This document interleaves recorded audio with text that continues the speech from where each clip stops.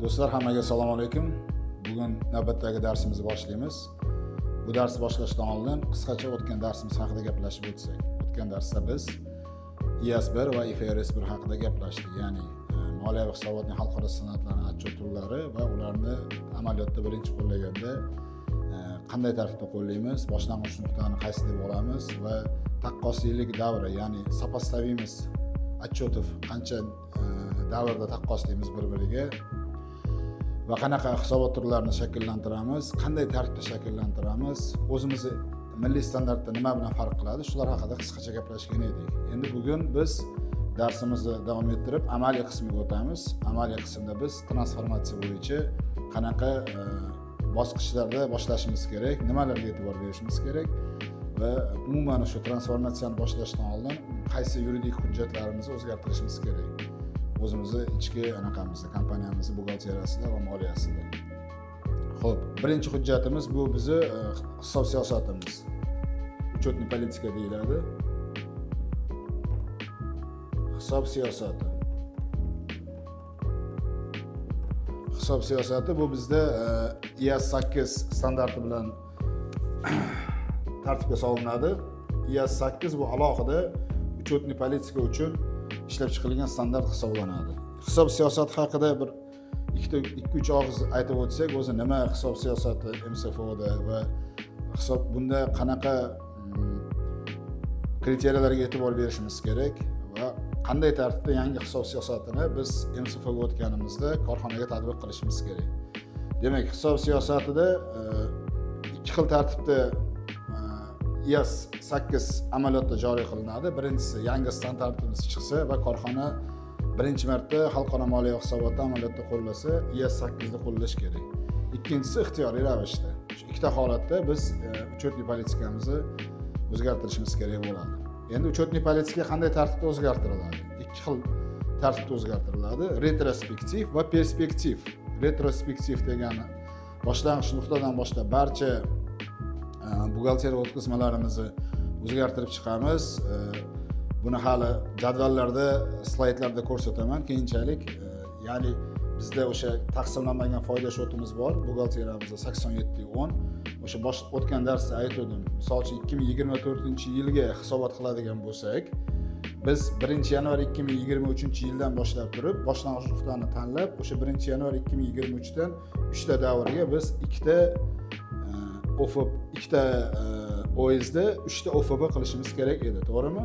Demak, 1-yanvar 2023da bizga taqsimlanmagan foydamiz bo'yicha retrospektiv amaliyotni biz tatbiq qilishimiz kerak. Bu degani o'sha nuqtadan boshlab turib biz buxgalteriya provodkalarimizni korrektirovka berib to'g'rilab chiqishimiz kerak. Bu retrospektiv usul deyiladi. Endi perspektiv usuli bor hisob siyosatini, bu buxgalterskiy otsenka deyiladi. Buxgalterskiy otsenka buxgalteriya baholash. Bu oldingi davrlarda o'zgartira olmaymiz. Bunga misollar keltiradigan bo'lsak, amortizatsiya xarajatlarining stavkalari, rezerv stavkalari, shular misol keltirib aytib o'tishimiz mumkin. Bizda buxgalterskiy otsenkaga. Hisob siyosati shunaqa. Endi hisob siyosati bu asosiy hujjat hisoblanadi MSFOda. Chunki bunda barcha balans razdelari yozib chiqiladi. To есть o'sha balans aktiv qismida ikkiga bo'lganimizda uzoq va qisqa, passiv qismida uzoq va qisqada yangi MSFO bo'yicha bizda yangi balans shotlar kiritiladi va o'sha balans shotlar kiritilishi hisob siyosatida to'liq aks ettirilishi kerak. Misol uchun, MSFOda asosiy vositaning o'zi razdeli 4 taga bo'linadi. Ya'ni bular asosiy vositaning o'zida инвестиционная недвижимость, актив права пользования, aktiv предназначенный для продажи. Endi bularning o'zbekchada har bittasining alohida standarti bor. O'zbek tiliga aytadigan bo'lsak, o'sha arendaga olingan asosiy vositalarimiz o'zi ikki xilga bo'linadi va kelajakda sotish uchun olingan yoki narxi oshganda sotish uchun olingan asosiy vositalarimiz alohida bo'linadi. O'sha narsalar hisob siyosatida batafsil yoritilishi kerak. Ikkinchi hujjatimiz bizniki ishlab chiqishimiz kerak bo'ladi. Bu plan shtov. Shotlar rejasi MSFO bo'yicha albatta. eng qizig'i MCFOda NCBga o'xshab alohida standart yo'q planshitovga. Planshitovning nomlari aytiladi, raqamlarda yozilmaydi. Misol uchun bizda NCBO 21 bor. NCBO 21da aynan shu planshitovga atalgan standart hisoblanadi. Ya'ni hamma provodkalar shu yerda ko'rsatilgan ilovalarda, primecheniyalarda. MCFOda planshitov yo'q, raqamlarda faqatgina mohiyat jihatdan nomlanadi. Endi mana shu NCBO 21dan MCFOga planshitovni o'tkazish jarayoni bizda 3-transformatsiyamiz amaliyoti hisoblanadi, 3-ish hisoblanadi. Bu nima deyiladi? Mapping deyiladi. Mapping degani, hurmatli do'stlar, bu NCBO 21dagi planshitov, o'zimizni bilgan planshitovimizni MCFOga o'tkazishdagi yoritmasi, ya'ni mohiyatini batafsil yoritib beramiz.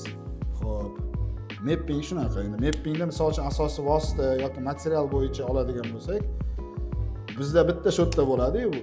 10-shot yoki ishlab chiqarish 20-shot bo'lsa, mana shu narsani bitta nom bilan biz atab qo'yamiz. Misol uchun TMC va производство, to'g'rimi? Производство. Mappingda mana shu narsani biz batafsil yoritamiz. Ya'ni TMC aktiv qism bo'ladi birinchi, aktiv bo'ladi. Aktivda o'sha mapping 1 aktiv, ikkinchisi material. Qanaqa material? Materiallarimiz ham turkumlarga bo'linadi. Xuddi o'zimizni NCBOga o'xshab. Material turlari,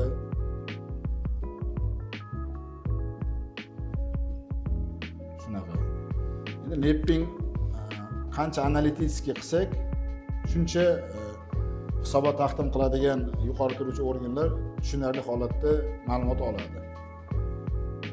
Bundan keyin bizda yana bitta masalamiz qoladi.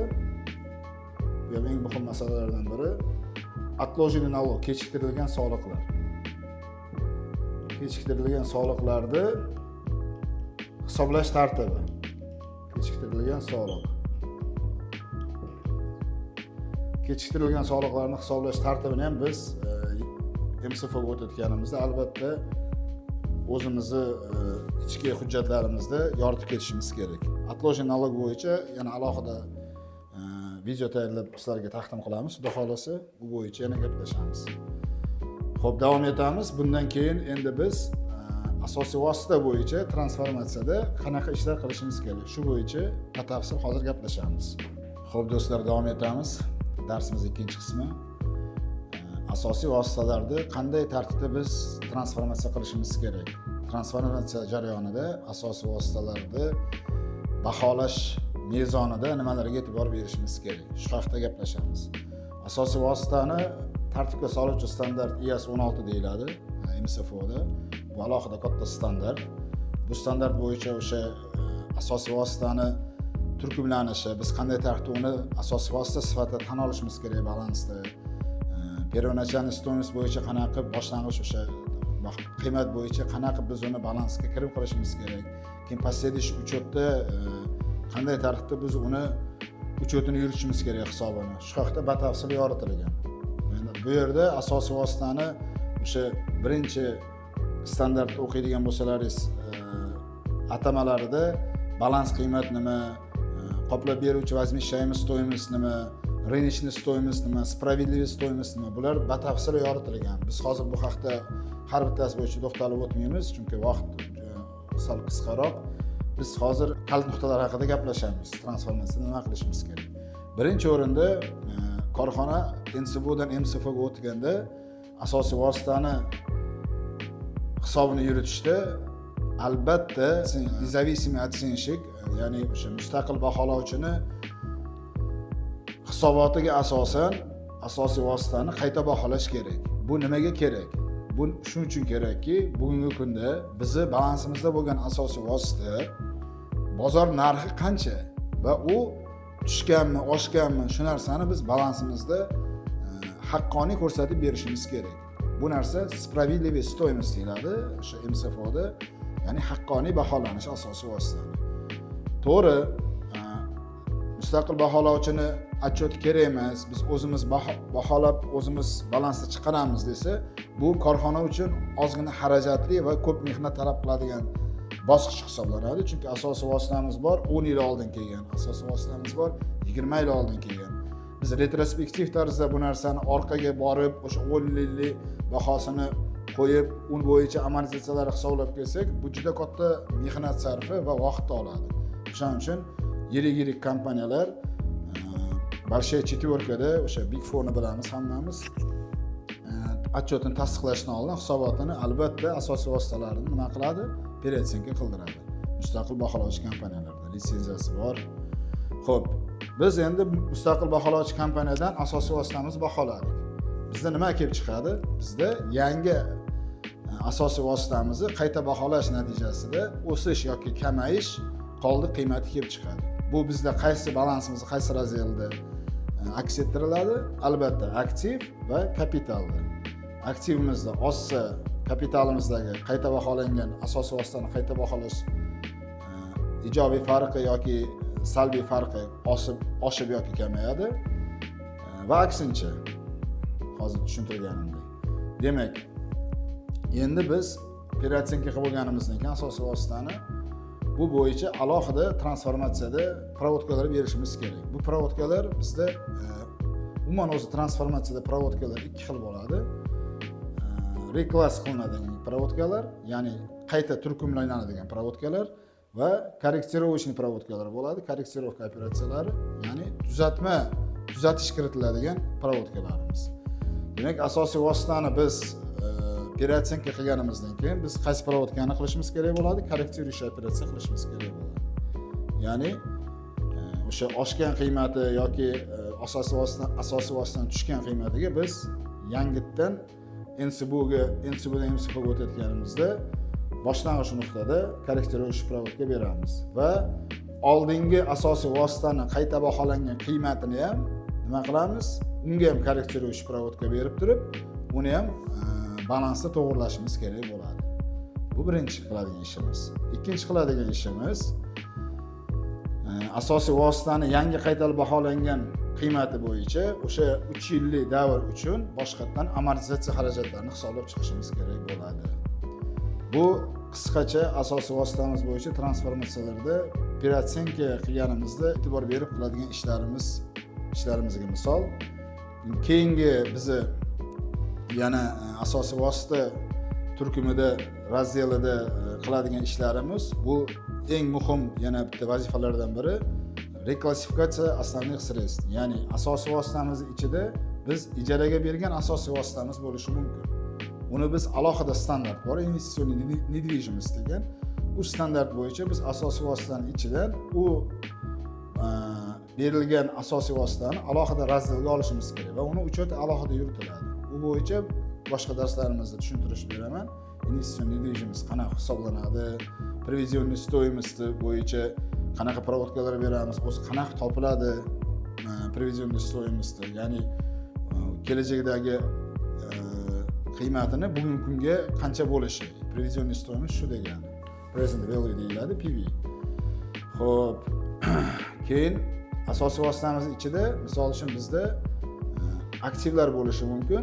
Qaysiki biz ularni sotish uchun yoki qiymati oshganda sotib olish uchun olingan asosiy vositalar bo'lishi mumkin. Uni ham biz alohida razdelda reklass qilib turib yuritishimiz kerak. Yana nima bo'lishi mumkin bizning anaqamizda, asosiy vositamizda materiallar bo'lishi mumkin, bibliotechniy fondlar bo'lishi mumkin. Bularni ham korrektirovочный provodkalarda berib asosiy vositaning qiymatini yo oshirish yo kamaytirish tuzatmalari, ya'ni korrektirovочный operatsiyalar berishimiz kerak bo'ladi. Yana eng muhim jihatlaridan biri bu asosiy vositani biz korrektirovочный provodka berayotganimizda e'tibor berishimiz kerak. Keyingi anaqalariga, keyingi yillarga amortizatsiya stavkalari to'g'ri qo'llanilyaptimi? Amortizatsiya stavkalari to'g'ri qo'llanilganda o'sha peratsenka natijasida oshish yoki kamayish hisobiga yangi amortizatsiya xarajatlarimiz kapital qismimizga, отчет совокупный доходga qanaqa ta'sir qilyapti? Shularga ham e'tibor berishimiz kerak. Asosiy vositalar bo'yicha transformatsiyada qilinadigan asosiy ishlar mana shulardan iborat.